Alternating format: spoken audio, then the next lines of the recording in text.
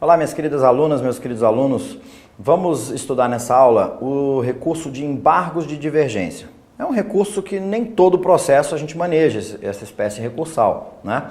Mas não é também um recurso raro, não é um recurso raro. Por quê?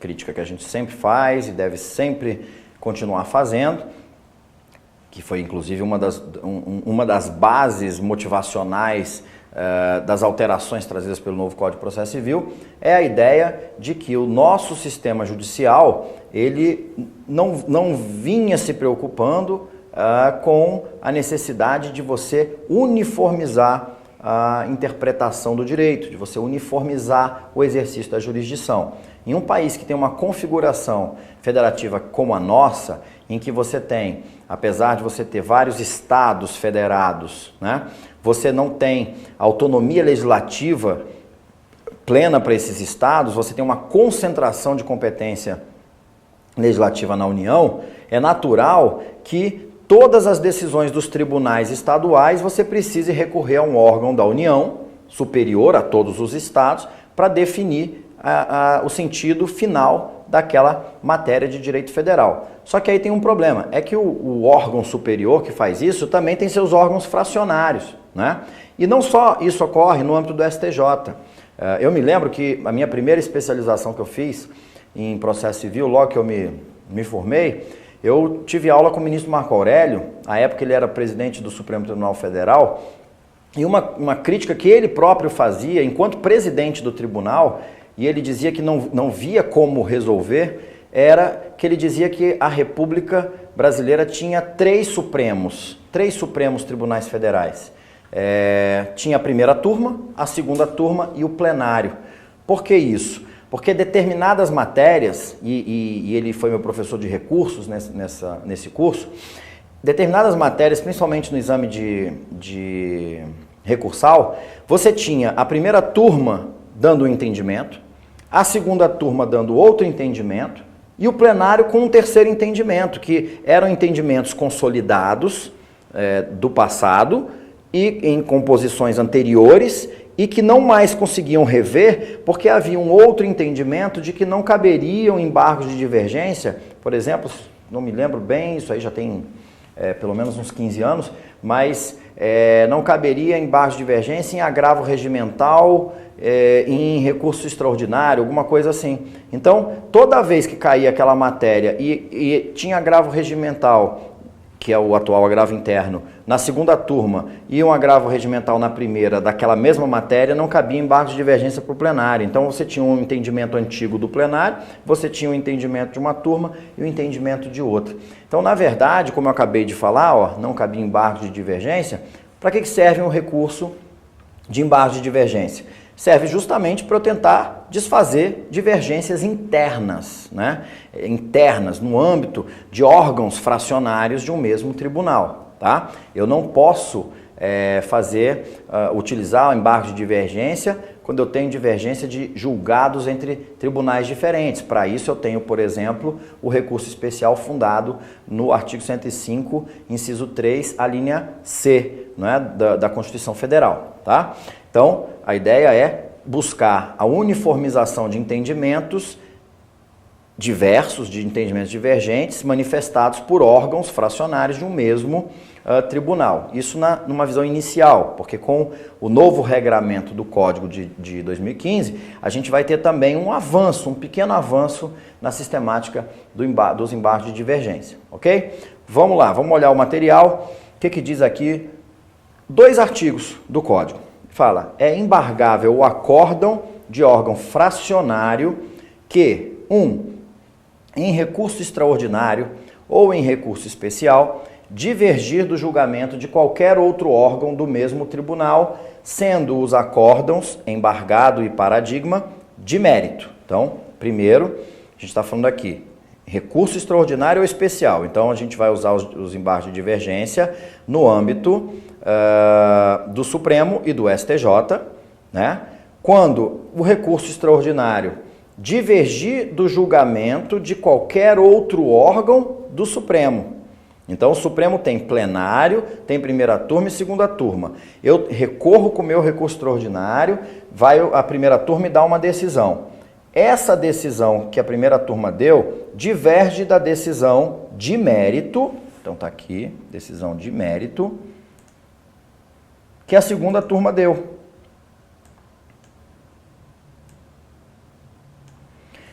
Qualquer outro órgão do mesmo tribunal, sendo os acórdãos de mérito, tá? Paradigma é aquele que a gente usa como referência, ok? Paradigma é uma referência. Então, acórdão embargado é o que eu estou recorrendo. Paradigma é aquele que eu quero a mesma decisão, eu quero o mesmo entendimento aplicável no meu. Então, nesse caso, é cabível a interposição de embargo de divergência. Mesma coisa no recurso especial. Se lá no STJ, o meu recurso especial ele é negado, ou ele é provido, por exemplo, e a outra parte quer que ele seja negado e ele demonstra que outro órgão do STJ manifesta entendimento no sentido contrário. Então, ele pode embargar de divergência. Teve uma segunda hipótese que foi vetada, tá? Na verdade, vamos confirmar se ela foi vetada ou revogada, porque vetada não, desculpa, veto no novo Código de Processo Civil foram basicamente só 2 dispositivos, salvo engano. Aqui a gente teve depois que o código foi aprovado, teve a edição de uma lei antes da entrada em vigor, né? Foi no período da vacatio legis, e aí o que aconteceu é que o artigo 1043,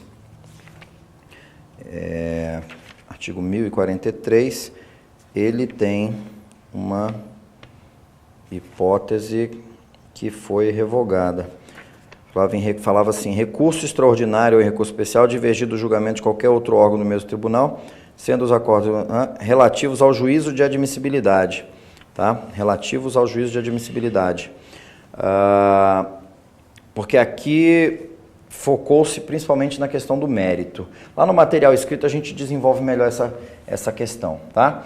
Em recurso extraordinário, porque isso aqui tem a ver, o que aconteceu? Vamos deixar claro aqui.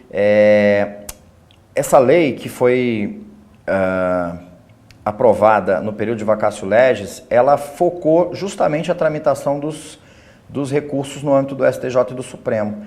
E aquela sistemática que foi aplicada à apelação, por exemplo, em que você elimina o juízo de admissibilidade perante o tribunal ACOR, você, delegando então especificamente para o tribunal adquem, o exame da admissibilidade, o STJ e o Supremo insistiram que não poderia ser dessa forma, porque eles puxaram lá uma estatística que somente um X, né, um número X de recursos, de decisões denegatórias de segmento desses recursos eram agravadas. Então, aquela parcela que não era agravada já era um tanto a menos, e que se não tivesse esse bloqueio, eles teriam que analisar a admissibilidade integral. Então, como eles agora volta para a sistemática original do Código 73, em que tem o duplo juízo de admissibilidade, não seria necessário o cabimento desses embargos de divergência para discussão de admissibilidade.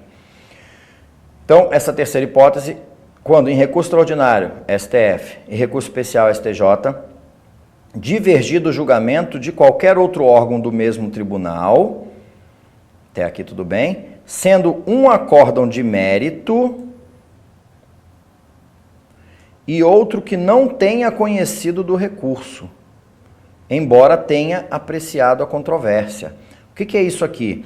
É uma divergência com relação a um fundamento. Então, um acórdão de mérito, ele ou deu provimento ou negou o provimento. Mas, eventualmente, você pode ter um julgamento em que vai dizer assim, conheço do recurso para, no mérito, negar-lhe provimento. Só que, na fundamentação, o tribunal vai e aplica uma fundamentação, tá? Uma fundamentação aqui é que não tenha conhecido. Então, na verdade, ele diz assim, muito embora aqui a gente verifique que tem direito, mas eu não posso conhecer do recurso. Então, não conheço do recurso. Então, esse de cima é um acórdão de mérito. Conheço do recurso e nego o provimento, ou conheço do recurso e dou o provimento. O outro é, muito embora, né, eu verifique que tenha direito, mas pela falta do requisito tal de recorribilidade, eu não posso conhecer desse recurso. Bom, avançou na discussão, apreciou a controvérsia, apreciou no sentido que me interessa, vamos para os embargos de divergência. Então, isso aqui também é um avanço. Poderão ser confrontadas teses jurídicas contidas em julgamentos de recursos e de ações de competência originária. Isso aqui também é muito interessante. Eu posso confrontar uma tese jurídica de um recurso especial com uma ação de competência originária, como, por exemplo, um conflito de competência, um mandado de segurança, tá? Que é de competência originária. A divergência que autoriza a interposição de embargos de divergência pode verificar-se na aplicação do direito material ou do direito processual. Então, pode ser com relação a requisitos de recorribilidade, pode ser com relação a mérito, pode ser com relação à interpretação de norma do CPC. Então, é muito mais amplo o cabimento dos embargos de divergência. Cabem embargos de divergência quando o acórdão paradigma for da mesma turma que proferiu a decisão embargada, desde que sua composição tenha sofrido alteração em mais da metade de seus membros. Então, assim, não se aceitava embargos de divergência, alegando divergência entre julgados da mesma turma, do mesmo órgão fracionário, tá? Porque, eventualmente, isso acontece muito no Supremo, você tem o Supremo dividido em entendimentos, e às vezes um ministro é o diferencial. E aí você, quando falta 2 ministros numa turma, você tem 3 julgando, você vai ter um sentido da votação. Quando a turma está completa, você vai ter outro sentido da votação. Então, nesse caso, você vai ter divergências de entendimentos dentro do mesmo órgão. Não se aceitava embargos de divergência nessa hipótese. Agora, se você demonstrar que houve alteração da composição em mais da metade dos membros, quer dizer, se justifica agora, vamos discutir aqui, peraí, tem precedente assim, tem precedente assado, vamos ver qual que vale, né? Então é cabível também. Recorrente provará a divergência com certidão, cópia ou citação de repositório oficial ou credenciado de jurisprudência, inclusive em mídia eletrônica, onde foi publicado o acórdão divergente, ou com a reprodução de julgado disponível na rede mundial de computadores, indicando a respectiva fonte e mencionará as circunstâncias que identificam ou assemelham os casos confrontados. Então, eu tenho que pegar ali um repositório oficial, ou os credenciados de jurisprudência, que são credenciados junto ao tribunal, ou requerer uma certidão, né, de conteúdo, certidão de conteúdo de decisão.